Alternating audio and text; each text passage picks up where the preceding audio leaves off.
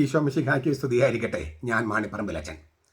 നമ്മുടെ കുർബാന തക്സയിൽ, കുർബാന പുസ്തകത്തിൽ സമൂഹ ബലിക്കുള്ള പ്രത്യേക നിർദ്ദേശങ്ങൾ കൊടുത്തിട്ടുണ്ട്. നമുക്കതൊന്ന് പരിചയപ്പെടാം. 1. കുർബാന 3 രൂപങ്ങളിലും, റാസ, ആഘോഷമായ കുർബാന, സാധാരണ കുർബാന, സമൂഹ ബലിയെ അർപ്പിക്കാം. എങ്കിലും സമൂഹ ബലി ഏറ്റവും സമുചിതമായിരിക്കുന്നത് മെത്രാൻ വൈദികരോടൊത്ത് കുർബാന അർപ്പിക്കുമ്പോഴും കാർമ്മികനോടൊപ്പം ഒന്നിലധികം വൈദികർ സഹകാർമ്മികരായി റാസയോ ആഘോഷപൂർവകമായ കുർബാനയോ അർപ്പിക്കുമ്പോഴും ആണ്. സമൂഹ ബലിയിൽ 1-ാം പ്രണാമ ജപത്തിന്റെ ആരംഭം മുതൽ കൂദാശക്രമത്തിന്റെ, അതായത് അനാഫറയുടെ അവസാനം വരെയുള്ള പ്രാർത്ഥനകളും റൂഹാക്ഷണ പ്രാർത്ഥനയും തുടർന്നുള്ള സമാപന സ്തുതിപ്പുകളും കാർമ്മികൻ തന്നെയാണ് ചൊല്ലേണ്ടത്. കാർമ്മികൻ തന്നെ. 3. കാർമ്മികൻ മാത്രം ഉയർന്ന സ്വരത്തിൽ പ്രാർത്ഥിക്കുമ്പോൾ സഹകാർമ്മികർ അദ്ദേഹത്തോടൊത്ത് അതേ സ്വരത്തിൽ പ്രാർത്ഥന ചൊല്ലരുത്. കാർമ്മികന്റെ സ്വരം മാത്രമേ കേൾക്കാവൂ. സഹകാർമ്മികന്റെ ശബ്ദം ഒരു വിധത്തിലും കാർമ്മികന്റെ സ്വരത്തിന് വിഘാതമാകരുത്. അവർ താഴ്ന്ന സ്വരത്തിലെ ചൊല്ലാവൂ. സഹകാർമ്മികന്. കാർമ്മികനും സഹകാർമ്മികനും ഒരുമിച്ച് ഉയർന്ന സ്വരത്തിൽ പ്രാർത്ഥിക്കുന്നത് കാർമ്മികനും സമൂഹവും മാറി മാറിയോ കാർമ്മികൻ സമൂഹത്തോട് ചേർന്നോ പ്രാർത്ഥനകൾ ചൊല്ലുമ്പോൾ മാത്രമാണ്. ഉദാഹരണം, സ്വർഗസ്ഥനായ ഞങ്ങളുടെ പിതാവേ, സകലത്തിൻ്റെയും നാഥ, ത്രിശുദ്ധ കീർത്തനം, പിന്നെ വിശ്വാസ പ്രമാണം, അങ്ങനെ സമൂഹമായി ചൊല്ലുന്ന ഇല്ലേ, അല്ലെങ്കിൽ സമൂഹവും ജനങ്ങളും മാറി മാറി ചൊല്ലുന്ന, സമൂഹവും കാർമ്മികനും മാറി മാറി ചൊല്ലുന്ന അങ്ങനെയുള്ള സന്ദർഭങ്ങളിൽ മാത്രമാണ് ഈ ഉയർന്ന സ്വരത്തിൽ സഹകാർമ്മികർക്ക് കാർമ്മികനും സ്വരത്തോടൊപ്പം ചൊല്ലാനായിട്ട് അനുവാദമുള്ളൂ. 5. സഹകാർമ്മികർക്ക് മാറി മാറി ചൊല്ലാവുന്ന പ്രാർത്ഥനകൾ താഴെ പറയുന്നവയാണ്. ഞങ്ങളുടെ കർത്താവായ ദൈവമേ, അങ്ങനെ സ്നേഹത്തിന്റെ പരിമളം എന്ന് പറഞ്ഞു തുടങ്ങുന്ന പേജ് 24 ഞങ്ങളുടെ കർത്താവായ ദൈവമേ, അങ്ങ് നൽകിയിട്ടുള്ളതും എന്ന് തുടങ്ങുന്ന പേജ് 25 പ്രാർത്ഥന. ഈ അച്ഛന്മാർ ഉപയോഗിക്കുന്ന തക്സയിൽ പേജ് നമ്പറാണ് ഞാൻ പറയുന്നത്.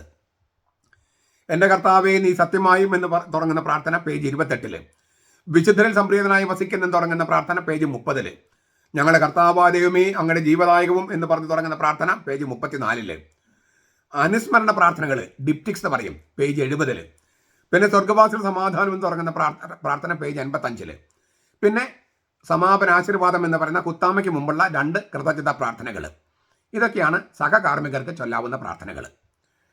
കാർമ്മികന്റെ സഹായ അഭ്യർത്ഥനയിൽ കർത്താവെ ആശീർവദിക്കണമേ, എൻ്റെ സഹോദരി കുർബാന എൻ്റെ കരങ്ങൾ വഴി പൂർത്തിയാക്കാൻ നിങ്ങൾ പ്രാർത്ഥിക്കുമെന്ന് ചൊല്ലാവുന്നതാണ്. ജനങ്ങളുടെ മറുപടിയിൽ അങ്ങേ ശക്തരാക്കട്ടെ എന്നതിന് പകരം നിങ്ങളെ ശക്തരാക്കട്ടെ എന്നും ചൊല്ലാവുന്നതാണ്. 7. കൂദാശക്രമത്തിലെ, അതായത് അനാഫറയിലെ മധ്യസ്ഥ പ്രാർത്ഥന ജനങ്ങൾക്ക് മറുപടി ചൊല്ലാവുന്ന രീതിയിൽ നടത്തുമ്പോൾ അതിലെ പ്രാർത്ഥനകൾ സഹകാർമ്മികർക്ക് മാറി മാറി ചൊല്ലാവുന്നതാണ്.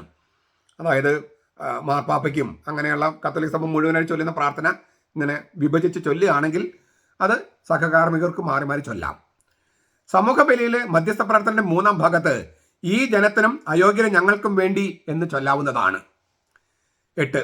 സഹകാർമ്മികരാണ് ബലിവസ്തുക്കൾ ഒരുക്കി ബലിപീഠത്തിലേക്ക് സംവഹിക്കുകയും പ്രാർത്ഥന ചൊല്ലി പ്രതിഷ്ഠിക്കുകയും ചെയ്യുന്നത്. സമൂഹ ബലിയിൽ സ്ഥാപനവാക്യങ്ങളുടെ സമയത്ത് സഹകാർമ്മികർ ഉള്ളം കൈ മുകളിലേക്കാക്കി ഈ വലത്തുകരം ബലിവസ്തുക്കൾക്ക് നേരെ നീട്ടിപ്പിടിക്കുന്നു. സ്ഥാപനവാക്യങ്ങളുടെ സമയത്ത് സഹകാർമ്മികർ ഈ വലത്തുകരം ഇങ്ങനെ ഉയർത്തി ഇങ്ങനെ പിടിച്ച് ഈ ബലിവസ്തുക്കൾക്ക് നേരെ നീട്ടിപ്പിടിക്കുന്നു.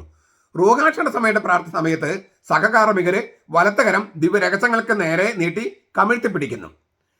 ലത്തീൻ സഭയിൽ ഞാൻ കണ്ടിരിക്കുന്നത് ഈ 2 സമയത്തും ഇങ്ങനെ തന്നെയാണ്, ഇങ്ങനെ ഈ കമിഴ്ത്തി പിടിച്ചിട്ടാണ്. എന്നാൽ സുറിയാനി കത്തോലിക്ക സഭയിൽ സ്ഥാപനവാക്യങ്ങളുടെ സമയത്ത് ഇങ്ങനെയും പിന്നെ റൂഹാക്ഷണ സമയത്ത് ഇങ്ങനെയുമാണ് സഹകാർമ്മികര് ബലിവസ്തുക്കളുടെ നേരെ കൈകൾ പിടിക്കുന്നത്. 10. കാർമ്മികനും സഹകാർമ്മികനും അതത് കുർബാനയിൽ കൂദാശ ചെയ്ത തിരുശരീര രക്തങ്ങളാണ് സ്വീകരിക്കേണ്ടത്. കാർമ്മികനാണെങ്കിലും സഹകാർമ്മികനാണെങ്കിലും അതത് കുർബാൻ കൂദാശ ചെയ്ത തിരുശരീര രക്തങ്ങളാണ് സ്വീകരിക്കേണ്ടത്. സക്രാരിൽ വെച്ചിരിക്കുന്നത് എടുത്ത് അങ്ങനെയല്ല സ്വീകരിക്കേണ്ടത് എന്ന് ചുരുക്കം.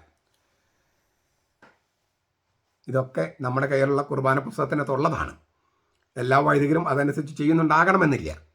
പലരും പല തരത്തിൽ ഇതെല്ലാം അവരുടെ മനസ്സിലേക്ക് കയറാൻ കുറച്ച് സമയമെടുക്കും. ഈ ജനങ്ങൾക്കും ഇത് മനസ്സിലാക്കേണ്ടതുണ്ട്. ജനങ്ങളും വൈദികരും എല്ലാവരും ഒരുമിച്ച് ചേർന്നാണ് ഈ സഭയുടെ ഏകീകൃത രീതി ഇതെല്ലാം ഒരുപോലെ ചെയ്താലേ, ഈ പറഞ്ഞ പോലെയൊക്കെ ചെയ്താലേ ഏകീകൃത രീതി ശരിക്കും നടപ്പിലാവുകയുള്ളൂ. അപ്പോഴാണ് ഈ ഐകരൂപം, യൂണിഫോമിറ്റി എന്ന് പറയുന്ന സംഗതി വരിക.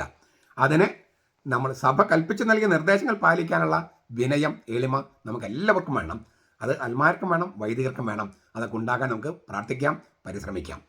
നമ്മുടെ കർത്താവ് ഈശോ മിശിഹായുടെ കൃപയും പിതാവായ ദൈവത്തിൻ്റെ സ്നേഹവും പരിശുദ്ധാത്മാവിൻ്റെ സഹവാസവും നാം എല്ലാവരോടും കൂടി ഉണ്ടായിരിക്കട്ടെ, ഇപ്പോഴും എപ്പോഴും എന്നേക്കും. ആമേൻ.